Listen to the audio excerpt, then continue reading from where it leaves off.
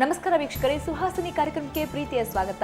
ಮಹಿಳೆಯರು ಈಗ ಪ್ರತಿಯೊಂದು ಕ್ಷೇತ್ರದಲ್ಲೂ ಮುಂಚೂಣಿಯಲ್ಲಿ ಸಾಗ್ತಾ ಇದ್ದಾರೆ. ತಾವು ಅಂದ್ಕೊಂಡ ಗುರಿ ಉದ್ದೇಶವನ್ನ ಸಾಧಿಸ್ತಾ ಇದ್ದಾರೆ.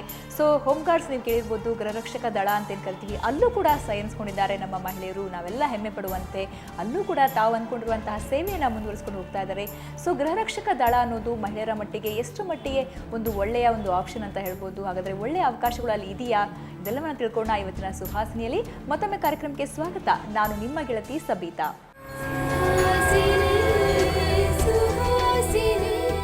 ಹೋಮ್ ಗಾರ್ಡ್ಸ್ ಗೃಹರಕ್ಷಕ ದಳ ಅಂತ ಏನು ಕರಿತೀವಿ, ಶಿಸ್ತು ಮತ್ತು ಪ್ರಾಮಾಣಿಕತೆನೇ ಇವರ ಜೀವಾಳ ಅಂತಲೇ ಹೇಳ್ಬೋದು. ಯಾಕಂದರೆ ಪ್ರತಿಯೊಂದು ಕೆಲಸದಲ್ಲೂ ಕೂಡ ಶಿಸ್ತನ್ನು ನಾವು ಕಾಣ್ತೀವಿ. ಸೊ ಅವರ ಯೂನಿಫಾರ್ಮ್ ಇರ್ಬೋದು, ಅವರ ಕಾರ್ಯಕ್ಷೇತ್ರ ಇರ್ಬೋದು, ಕಾರ್ಯವೈಖರಿ ಇರ್ಬೋದು.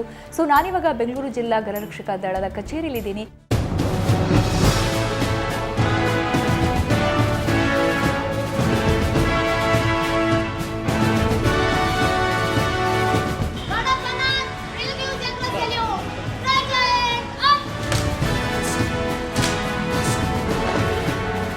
ಶಿಸ್ತುಬದ್ಧವಾದ ಪ್ಲಟೂನ್, ಪೊಲೀಸರಂಥ ಖಾಕಿ ಯೂನಿಫಾರ್ಮ್, ರಕ್ಷಣೆಗೆ ಸದಾ ಸನ್ನದ್ಧವಾಗಿರೋ ಪಡೆ.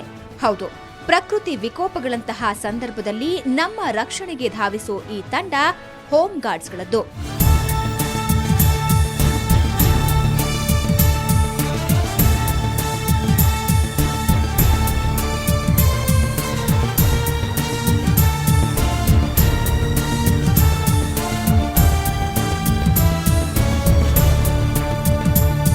ಹೋಮ್ ಗಾರ್ಡ್ಗಳ ಅಂತ ಮೂಗು ಮುರಿಬೇಡಿ.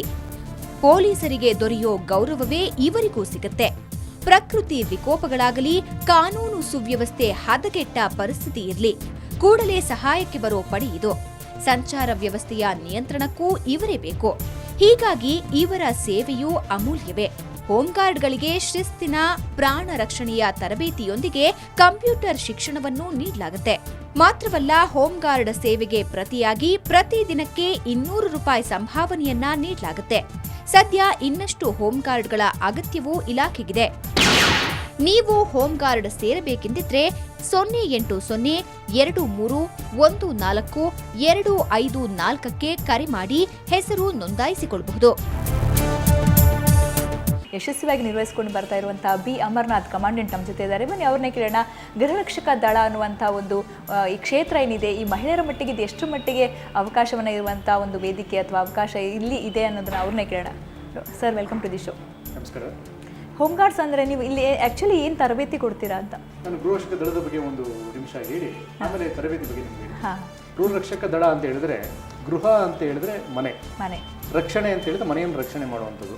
ಅಂದರೆ ಪ್ರತಿಯೊಬ್ಬ ಸಾಮಾನ್ಯ ಪ್ರಜೆಯು ಈ ದೇಶದ ಅವನು ರಕ್ಷಕನಾಗಬೇಕು ಅನ್ನೋದು ಉದ್ದೇಶ. ಗೃಹ ರಕ್ಷಕ ಇದು ದಳ, ಇಟ್ಸ್ ಯೂನಿಟ್. ಇದರ ಮೂಲ ಉದ್ದೇಶ ಏನು ಅಂತ ಹೇಳಿದ್ರೆ, ಪೊಲೀಸ್ ಇಲಾಖೆಗೆ ಬೆನ್ನೆಲುಬಾಗಿ ಜೊತೆಯಾಗಿ ಕೆಲಸ ಮಾಡುವಂಥದ್ದು. ಜೊತೆಗೆ ಆ ಯೂನಿಫಾರ್ಮ್ ಹಾಕ್ಕೊಂಡು ನಾನು ಒಬ್ಬ ರಕ್ಷಕನಾಗಿ ಸಮಾಜದ ಸೇವೆ ನಾನು ಮಾಡ್ತೀನಿ ಅನ್ನೋದು ಒಂದು ಉದ್ದೇಶ. ಇನ್ನೊಂದು ಉದ್ದೇಶ ತರಬೇತಿ ಪಡೆಯೋದು. ತರಬೇತಿ ಪಡೆಯೋದು ಅಂತ ಹೇಳಿದ್ರೆ, ನಮ್ಮ ಪ್ರಥಮ ಚಿಕಿತ್ಸೆ ಇರ್ಬೋದು, ಒಂದು ರೆಸ್ಕ್ಯೂ ಇರ್ಬೋದು, ಫಸ್ಟ್ ಏಡ್ ಇರ್ಬೋದು, ಅಥವಾ ಅಡ್ವಾನ್ಸ್ ಟ್ರೈನಿಂಗ್ ಇರ್ಬೋದು. ಈ ಥರದ್ದೆಲ್ಲ ತರಬೇತಿ ಪಡೆದು ಎಲ್ಲೋ ವಿಪತ್ತುಗಳು ಸಂಭವಿಸಿದಾಗ ನಾವು ಒಂದು ಸರ್ಕಾರೇತರ ಇಲಾಖೆಗಳ ಒಂದು ಏಜೆನ್ಸಿಗಳ ಸಪೋರ್ಟ್ಗೆ ನಾವು ಕಾಯ್ದಿರ ಪ್ರತಿಯೊಬ್ಬ ಮನುಷ್ಯನು ಆ ಒಂದು ಮಿನಿಟ್ನಲ್ಲಿ ಆ ಒಂದು ಆಗುವಂಥ ಅಪಘಾತಗಳನ್ನ ಎದುರಿಸುವಂಥ ಶಕ್ತಿ ಪಡಿಬೇಕು ಅನ್ನೋದು ಒಂದು ಈ ಇಲಾಖೆಯ ಮೂಲ ಉದ್ದೇಶ. ಹೆಣ್ಣು ಮಕ್ಕಳಿಗೆ ತಾವು ಪರ್ಟಿಕ್ಯುಲರ್ ಆಗಿ ನೀವು ಕೇಳಿದಾಗ, ಹೆಣ್ಣು ಮಕ್ಕಳಿಗೆ ಈ ಸಂಸ್ಥೆ ಭಾರಿ ಉತ್ತಮವಾದ ಸಂಸ್ಥೆ. ನಿಮಗೆ ನೋಡಿ, ಈಗ ಹೆಣ್ಣು ಮಕ್ಕಳು ಬೇರೆ ಕಡೆ ಹೋದಾಗ ಸಮಾಜಘಾತಕ ಶಕ್ತಿಗಳು ಅವ್ರನ್ನ ದುರುಪಯೋಗ ಮಾಡ್ಕೊಳ್ಳುವಂಥದ್ದು ಸಹಜ. ಆದರೆ ಈ ಇಲಾಖೆಯಲ್ಲಿ ಸಾಕಷ್ಟು ಜನ ಹೆಣ್ಮಕ್ಳು ಯೂನಿಫಾರ್ಮ್ ಹಾಕೊಂಡಾಗ ಅವ್ರು ರಕ್ಷಣೆ ಮಾಡ್ಕೊಳ್ಳೋದಕ್ಕೆ ಯೂನಿಫಾರ್ಮ್ ಅವರಿಗೆ ಒಂದು ಶಿಸ್ತಿನ ಒಂದು ಸಂಕೇತವಾಗುತ್ತೆ. ನೋಡ್ತಾ ಇದ್ದಂಗೆ ಒಂದ್ಸರಿ ನೋಡಿದ ತಕ್ಷಣ ಪೊಲೀಸ್ ಅಂತಾನೆ ಅನಿಸ್ಬಿಡ್ತಾರೆ ನೋಡಿದ್ರೆ, ಯೂನಿಫಾರ್ಮ್ ಎಲ್ಲ ನೋಡ್ಬಿಟ್ರೆ. ಸೊ ಬಟ್ ಒಂದು ಗೃಹರಕ್ಷಕ ದಳನ ಸೇರೋದು ತುಂಬಾ ಈಸಿ ಅನ್ಬೋದು. ಯಾಕಂದರೆ ಅಲ್ಲಿ ಪೊಲೀಸ್ ಇಲಾಖೆ ಸೇರುವಷ್ಟು ಕಷ್ಟ ಇಲ್ಲಿಲ್ಲ. ಸೊ ಪ್ರತಿಯೊಬ್ಬರು ಇಲ್ಲಿ ಜಾಯ್ನ್ ಆಗ್ಬೋದು ಅಂತೀರಾ? ಹೆಂಗೆ? ಖಂಡಿತ ಜಾಯ್ನ್ ಆಗ್ಬೋದು. ಒಬ್ಬರು ಯಾರೇ ಒಬ್ಬ ನಾಗರಿಕರು ಅಥವಾ ಪುರುಷರು ಮಹಿಳೆ ಆಗಲಿ 20 ವರ್ಷದ ವಯಸ್ಸಿನ ಮೇಲ್ಪಟ್ಟಿರಬೇಕು. ಆಮೇಲೆ 50 ವರ್ಷಕ್ಕಿಂತ ವಯಸ್ಸು ಕೆಳಗಡೆ ಇರಬೇಕು. ಜೊತೆಗೆ ಅವರ ಒಂದು ಹೈಟು ನಿಗದಿ ಮಾಡಿದ್ದೀವಿ ನಾವು. ಅವರ ಎತ್ತರ ಮತ್ತು ಅವರ ಒಂದು ತೂಕವನ್ನು ನಿಗದಿ ಮಾಡಿರ್ತೀವಿ. ಅಂದರೆ ದೈಹಿಕವಾಗಿ ಅವರು ಅರ್ಹರಾಗಿರಬೇಕು. ಅಂದರೆ ಈಗ ನಮ್ಮಲ್ಲಿ ಪೆರೇಡ್ಗಳಾಗುತ್ತೆ ಮತ್ತು ಟ್ರೈನಿಂಗ್ಗಳಾಗುತ್ತೆ. ನಮ್ಮ ಗೃಹರಕ್ಷಕ ದಳಕ್ಕೆ ಸೇರಿ ತರಬೇತಿ ಪಡೆದು ಅವರು ರೆಗ್ಯುಲರ್ ನಮ್ಮ ಕವಾಯತುಗಳಿಗೆ ಅಟೆಂಡ್ ಮಾಡ್ತಾ ಇದ್ದರೆ ಅವರು ನಮ್ಮ ಈ ಮುಖ್ಯಮಂತ್ರಿ ಪದಕ ಮತ್ತು ರಾಷ್ಟ್ರಪತಿ ಪದಕ ಪಡೀಲಿಕ್ಕೆ ಅರ್ಹರಾಗಿರ್ತಾರೆ. ನಿಜವಾಗ್ಲೂ ಗೌರವ ಮನ್ನಣೆ ಜೊತೆಗೆ ಸಂಭಾವನೆ ಕೂಡ ಸಿಗುತ್ತೆ ಅಲ್ವಾ? ಸಂಭಾವನೆ ಸಿಗುತ್ತೆ. ಸರ್ಕಾರದವರು ಇದನ್ನ ಅವರು ಕೆಲಸ ಮಾಡಿದ ದಿನ ಅವ್ರಿಗೆ ಆನರೇರಿಯಂ ಆಗಿ 200 ರೂಪಾಯಿಗಳನ್ನ ನಿಗದಿ ಮಾಡಿದ್ದಾರೆ. ಸರ್ಕಾರವು ಪೂರಕವಾಗಿ ಕೆಲಸ ಮಾಡ್ತಿದೆ, ನಮ್ಮ ಇಲಾಖೆಗೆ ಬೇಕು ಎಲ್ಲ ಬೇಡಿಕೆಗಳನ್ನ ಈಡೇರಿಸ್ತಾ ಇದೆ. ಈಗ ಮೊದಲು 125 ರೂಪಾಯಿ ಇತ್ತು, ಕಳೆದ ವರ್ಷವಷ್ಟೇ ಅದು 175ರಿಂದ 200 ರೂಪಾಯಿವರೆಗೂ ಮಾಡಿ ಈಗ 200 ರೂಪಾಯಿ ನಿಗದಿ ಮಾಡಿದೆ. ಮುಂದಿನ ದಿನಗಳಲ್ಲಿ ಅದನ್ನು 250-300 ರೂಪಾಯಿ ಮಾಡಿ ಅಂತ ನಾವು ಅವರಿಗೆ ಮನವಿ ಮಾಡಿದ್ದೀವಿ. ಅದನ್ನು ಖಂಡಿತ ಅವರು ಅದನ್ನು ಮನ್ನಿಸ್ತೀವಿ ಅಂತ ಈಗಾಗಲೇ ನಮಗೆ ಆಶ್ವಾಸನೆ ನೀಡಿದ್ದಾರೆ. ಅವ್ರಿಗೆ ಟ್ರೈನಿಂಗ್ ಹೆಂಗಾಗುತ್ತೆ ಇಲ್ಲಿ ಅಂತ ಒಟ್ಟಾರೆ ಇಲ್ಲಿ ಮೊದಲ ಒಬ್ಬ ನಾರ್ಮಲ್ ಮನುಷ್ಯ ಬರ್ತಾನೆ ಜಾಯಿನ್ ಆಗಬೇಕು ಅಂತ, ಸೊ ಅವ್ರು ಟ್ರೈನಪ್ ಆಗಿ ಒಂದು ಶಿಸ್ತುಬದ್ಧ ಒಂದು ಸೇವಕ ಆಗಿ ಹೊರಗಡೆ ಹೋಗುವಾಗ ಹೇಗಿರ್ತಾರೆ ಅಂತ ನಾನು ಆಗಲೇ ನಿಮ್ಗೆ ಹೇಳಿದಾಗೆ ದೈಹಿಕ ಅರ್ಹತೆ ಮತ್ತು ಅವರ ಒಂದು ಏಜ್ ಕ್ವಾಲಿಫಿಕೇಷನು ಮತ್ತು ಎಜುಕೇಷನ್ ಕ್ವಾಲಿಫಿಕೇಷನು 1962ರಲ್ಲಿ ಫಿಕ್ಸ್ ಮಾಡಿರುವಂಥದ್ದು ನಿಮ್ಗೆ ಹೇಳಿದ್ದೀನಿ. 1962ರಲ್ಲಿ 4ನೇ ಕ್ಲಾಸ್ ಫಿಕ್ಸ್ ಮಾಡಿದ್ರು. ಸೊ ಅದೇ ಕಂಟಿನ್ಯೂ ಆಗ್ತಿದೆ, ಇನ್ನೂ ಚೇಂಜಸ್ ಆಗಿಲ್ಲ. So 4th standard is a minimum qualification and there age should be more than 20 years.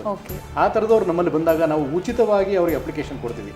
ನಮ್ಮಲ್ಲಿ ನಮ್ಮ ಇಲಾಖೆಗೆ ಬರುವಂಥವ್ರು ಯಾವುದೇ ಒಂದು ಅಪ್ಲಿಕೇಶನಿಂದ ಹಿಡಿದು ಯೂನಿಫಾರ್ಮಿಂದ ಹಿಡಿದು ತರಬೇತಿಗೆ ಯಾವುದೇ ಹಣ ನೀಡಬೇಕಾಗಿಲ್ಲ.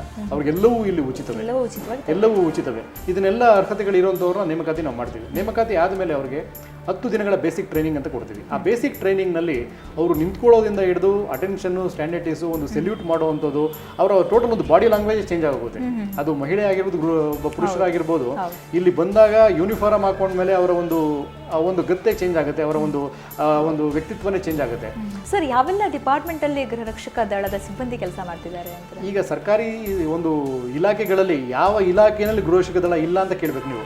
ಎಲ್ಲ ಇಲಾಖೆಗಳಲ್ಲೂ ನಮ್ಮ ಗೃಹರಕ್ಷಕ ದಳದವರು ಸಹಾಯ ಮಾಡ್ತಾ ಇದ್ದಾರೆ, ಕೆಲಸ ಮಾಡ್ತಾ ಇದ್ದಾರೆ. RTO, Bengaluru university, traffic management ಇರ್ಬೋದು, ಅಥವಾ ಒಂದು ಇಂದಿರಾ ಗಾಂಧಿ ಹಾಸ್ಪಿಟಲ್ ಇರ್ಬೋದು, ಮತ್ತು ಬೆಗ್ಗರ್ಸ್ ಕಾಲೋನಿ, ನಿರಾಶ್ರಿತರ ಕೇಂದ್ರ, ಅಂಥ ಜಾಗದಲ್ಲಿ ಮತ್ತು ಹಾಸ್ಪಿಟಲ್ಗಳೆಲ್ಲ ಕಡೆನೂ ನಮ್ಮಲ್ಲಿ ಗೃಹರಕ್ಷಕರು ಇಲಾಖೆಯ ಒಂದು ಪೂರಕವಾಗಿ ಅಲ್ಲಿ ಕೆಲಸ ಮಾಡ್ತಾ ಇದ್ದಾರೆ. ರಕ್ಷಣೆಯ ಕೆಲಸವನ್ನು ಮತ್ತು ಸಾರ್ವಜನಿಕರ ಒಂದು ಮ್ಯಾನೇಜ್ಮೆಂಟ್ ಕೆಲಸವನ್ನು ಮಾಡ್ತಾ ಇದ್ದಾರೆ ನಮ್ಮ ಗೃಹರಕ್ಷಕರು. ಓಕೆ, ಮಹಿಳಾ ಸಿಬ್ಬಂದಿ ಎಷ್ಟು ಜನ ಇದ್ದಾರೆ ಇಲ್ಲಿ ಈಗ?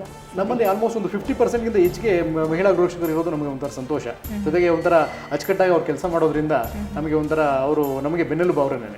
ನಿಮಗೆ ಇನ್ನೊಂದು ಹೇಳಬೇಕು ಅಂತ ಹೇಳಿದ್ರೆ, ನಮ್ಮಲ್ಲಿ ತರಬೇತಿ ಪಡೆದಂಥವ್ರು ಇಲ್ಲಿ ಸೇರಿಕೊಂಡು 6,000 ರೂಪಾಯಿ ಸಂಬಳ ತಗೊಳ್ತಾರೆ. ಕೆಲವು ವರ್ಷಗಳಾದಮೇಲೆ, 1 ವರ್ಷ ಅಥವಾ 6 ತಿಂಗಳು, 1 ವರ್ಷ ಆದಮೇಲೆ ಇಲ್ಲಿ ತರಬೇತಿ ಪಡೆದ್ಮೇಲೆ ಅವ್ರಿಗೆ ಮುಂದಿನ ಕೆಲವೊಂದು ಸ್ಥಳಗಳಲ್ಲಿ ಹೆಚ್ಚು ಸಂಬಳ ಕೊಡ್ತಾರೆ ಅಂತೇಳಿ ಅಲ್ಲಿ ಹೋಗ್ತಾರೆ. ಸಂತೋಷ. ಆದರೆ ತರಬೇತಿ ಪಡೆಯೋದೇ ಒಂದು ವಿಶೇಷ ನಮ್ಮಲ್ಲಿ. ಸೊ ತರಬೇತಿ ಪಡೆದು ಬೇರೆ ಕಡೆ ಅವರು ಇನ್ನೂ ಹೆಚ್ಚಿಗೆ ಸಂಬಳ ಸಿಗುತ್ತೆ ಅಥವಾ ಬೇರೆ ಇನ್ನೆಲ್ಲೋ ಅವರ ಒಂದು ಜೀವನದಲ್ಲಿ ಮತ್ತೆ ಮೇಲ್ ಬರಲಿಕ್ಕೆ ಹೋದರೆ ನಮ್ಗೆ ಅದು ಸಂತೋಷ ಆಗುತ್ತೆ. Thank you so much sir, ನಮ್ಮ ಜೊತೆ ಮಾತಾಡೋದಕ್ಕೆ. ತುಂಬಾ ಒಳ್ಳೆಯ ಉದ್ದೇಶ ನೀವು ಇಟ್ಕೊಂಡಿದ್ದೀರಾ ಆ್ಯಂಡ್ ನಡೆಸ್ಕೊಂಡು ಹೋಗ್ತಾ ಇದ್ದೀರಾ. ಥ್ಯಾಂಕ್ ಯು ಸೋ ಮಚ್ ನಮ್ಮ ಜೊತೆ. ಥ್ಯಾಂಕ್ ಯು, ನಿಮಗೂ ಧನ್ಯವಾದಗಳು. ಏನಕ್ಕೆ ಅಂತ ಹೇಳಿದರೆ, ನಿಮ್ಮ ಮುಖಾಂತರ ನಮ್ಮ ಸಂಸ್ಥೆ ಸಾಕಷ್ಟು ಜನಕ್ಕೆ ಇದನ್ನು ತಲುಪಿದ್ರೆ ನಮಗೆ ಅದು ಸಂತೋಷ ಆಗುತ್ತೆ. Thank you so much sir. So ವೀಕ್ಷಕರೇ, ನೋಡಿದ್ರಲ್ಲ, ಗೃಹರಕ್ಷಕ ದಳದ ಒಟ್ಟಾರೆ ಒಂದು ವರ್ಕ್ ಸ್ಟ್ರಕ್ಚರ್ನ ಹೇಳ್ತಾ ಇದ್ರು. ಬಿ ಅಮರ್ನಾಥ್ ಕಮಾಂಡೆಂಟ್ ನಮ್ಮ ಜೊತೆ ಮಾತಾಡಿದರು. ಸೊ ಗೃಹರಕ್ಷಕರು ಅಂದರೆ ಗೃಹರಕ್ಷಕ ದಳದಲ್ಲಿರುವಂತಹ ನಮ್ಮ ಸಿಬ್ಬಂದಿ, ನಮ್ಮ ಹೆಣ್ಮಕ್ಳು, ಹೆಮ್ಮೆಯ ಮಹಿಳೆಯರು, ಅವರೇ ನಂತರ ಅವ್ರ ಜೊತೆ ಮಾತಾಡೋಣ ಚಿಕ್ಕ ಬ್ರೇಕ್ನ ನಂತರ.